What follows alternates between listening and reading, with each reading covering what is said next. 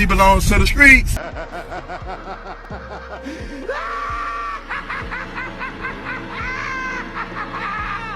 You have an ex out there that believes you never cheated on him, but you really did. Yes. Yes. Yes. Absolutely. I'm 100, so all my know I cheated on them. Yeah. Yeah, he definitely think I didn't cheat on him, but I did with 3 different. I'm a Scorpio. They know I cheat. I don't know if he know I cheated on him or not. Yes. Yes. Yeah. I cheated though. And I be crying like I didn't. They're all my mom was your mom was my grandmother was and your grandmother was accepted. Damn. The exact same type of women that will call into a Kevin Samuels show asking for a man to be loyal when they don't have a drop of damn loyalty in their own blood. From the streets you emerge, to the streets you belong. This is Sparta! Let's say 10 women go on vacation. How many of those 10 women will she? Would it be 3? Would it be 5? Would it be 6? You mean in Miami? In Miami. Only in Miami. You know the answer. 6 out of 10. Do we need men? Do we need men? No. Do we need men? No. No? We don't need short men. Do you need a man? No. Do you need a man? Oh, God. Do you need a man? No. Do we need men? No. Why? No. Do we need men? No. No? Do we need men? We need men to make us stupid. Do we need men? Do we need men? Do women need men in this world?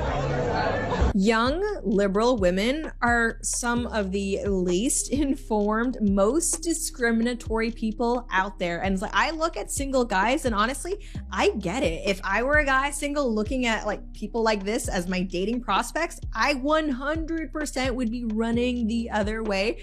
We'll see if these women are still so keen on not needing men 20 years in the future when all they have are their cats and their wine. I'm having a hot girl summer. What does it mean when a woman says that? She's horny.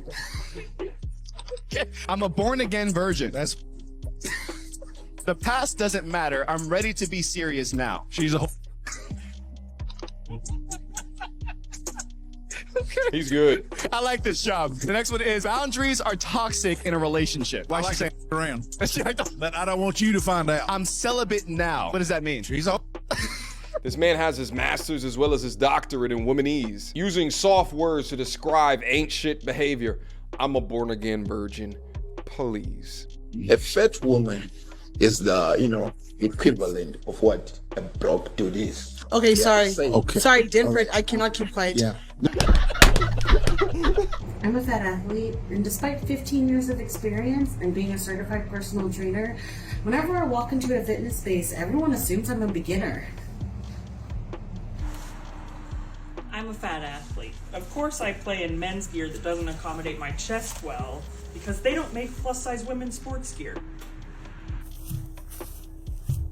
I'm a fat athlete, and I don't see bodies that look like mine represented in my industry's mainstream media. I'm a fat athlete. I can never find a singlet in my size. It's either a men's or custom made. Either way, can never find shit. I'm a fat athlete, so of course I'm always doing my sports in gear that doesn't fit me particularly well, or in gear that costs 3 to 4 times what my straight size peers pay because I had to go custom. Hearing the words fat athlete together is gotta be the biggest oxymoron that I can think of. It's like saying fat crackhead. The two just don't go together. You understand what I'm saying? But listen, your incessant need for inclusion excludes common sense. You cannot force a business to make something unless it is profitable to that business to make. If you want to remain fat, buy custom and stop whining. If you made your body this way, you must deal with the consequences. Do you ever get dressed and just be like, damn, I look good? I did today. Jesus Christ. I'm overweight. Of course I eat more calories in the morning than other people do in the entire day. I'm overweight. Of course I'm a VIP member at every restaurant, but not at a gym. I'm overweight, but I'm not alone. Every second American is. Stop it. Get some help. Google the richest women in the world, like where they got their money from. It's rough out there, guys. They ain't fucking starting businesses. They're marrying dummies. It's almost all of it is divorce. Almost all of it's divorce money. Feminists do not want to hear this. But there was one woman who was the richest woman ever from a startup company. Elizabeth Holmes. She ran a company called Theranos. She started it herself, dropped out of college to start this company, and it was a total fraud. It was all fraudulent. She's going to jail forever. She was worth $34 billion at one point. It was a blood testing company. They falsified all sorts of data, and they lied to investors and all sorts of shit. This lady, she used to dress like Steve Jobs. She wore a black turtleneck and everything, and I saw her speak once. I said, do women need men? And you said no. And I said, what would happen to society if we didn't have men? And you said nothing because we already have everything. So you said nothing would change and society didn't really need men. That's fine. We can go with that. You literally said, do we need men? You're like, no. Okay, so if we don't need men, what would happen to society? Oh, nothing. Okay, well then, and we push back. And then you get mad. Whatever, dude. This is receiver energy, feminine energy. Why should we commit to you? What do you offer that most other women don't? Just curious. Or is it a one-way street? So it's essentially, what do you bring to the table? So she's talking about masculinity and femininity and how they go together. And what she says is that if you go out with her and you ask her, what do you bring to the table, that makes you a feminine man, and that two negatives don't make a positive. So here's a recap of the past 50 years, okay? Men had some power and women had not very much power. And then women said, we want equality. And men said, okay, whatever makes you happy. And then we gave women some power.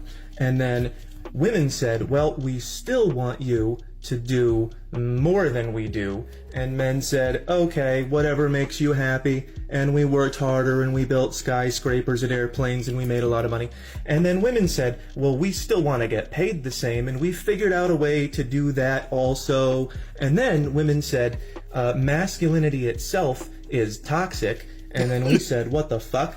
And then you just said, don't even ask me what value I bring to the table. You know, I have about 60,000 followers right now. If somebody could tell me where to find a feminine woman, I'd appreciate it. This is me. This is me. Every time I send out a job application, this is me saying, could I please have some money so I could take her out on a date so she could tell me not to even ask why I should like her? If an average person interviewed for a job the same way that modern women today date, it would sound like, well, what are your skills and your capabilities? And imagine a response, I am the skill. I am the capability. It sounds absolutely absurd from this perspective, but for some reason today, men just put up with it. Go figure. All these guys I date are just beta males, looking for a mother to tell them what to do. I don't know why it's so hard to find a faithful, masculine man that will treat you right. Well, why are you entertaining those men instead of the masculine men you say you want? Because those men want a soft, dainty little flower. And in my experience, those men don't know how to handle strong, independent women that don't need them. Is that really true though? Because those are some masculine traits you listed there. And if a man actually isn't as masculine, then it's not like he can't handle things like strength and independence. He is those things. He probably just doesn't want to date it. Well, if they were actually masculine, they would be able to deal with a strong woman that challenges them to be better. Well, a person with a lot of masculine energy has had to overcome a lot of challenges head on, as you would know. Do you really think they want more challenges? A boss already challenges you. A coach challenges you. Life itself will bring plenty of its own challenges, but a partner has your back. A partner supports you through those challenges, not adds to them. So a masculine man doesn't want to deal with a woman that brings more challenges into their relationship any more than you want to deal with these feminine passive men who you have to tell what to do. You're asking for a man who's already put in the work to balance out their masculine feminine energies that you haven't actually done yet. So you're saying that if I want a man who's already masculine, I would have already had to have done the work to balance out my feminine side? Bingo. What is difficult about being a man in today's world? What isn't difficult? Modern men are being made to pay for the sins of a patriarchy that they are no longer the part of. Perfect example of this. There was an article that came out from Robin Dunbar. Studies show that men need two guys' nights per week in order to maintain good mental health. The comments were so disgusting from bitter, shallow thinking mostly women saying, tell me you're a man-child without telling me you're a man-child. This is why women don't want to have your babies. Poor whining patriarchy saying that they can't go out for beers with the boys. The number of men in 1990 that said they had a close friend to call on was didn't have a close friend to call on in an emergency was 3%. In 2020 it was 15%. Wow. So it's 5x'd in that time. The most common answer to the question, how many close friends do you have, is 0. It's not the average, but it's the most common. More people have no friends to call than any other number. The single biggest risk to a man under the age of 30 is his own hands. Male loneliness is a big problem. And when a study comes out that says this is a way that we can fix male loneliness, it gets disparaged as part of a luxurious chattering class that all men have. If women have a problem, we say, what can we do to fix the world?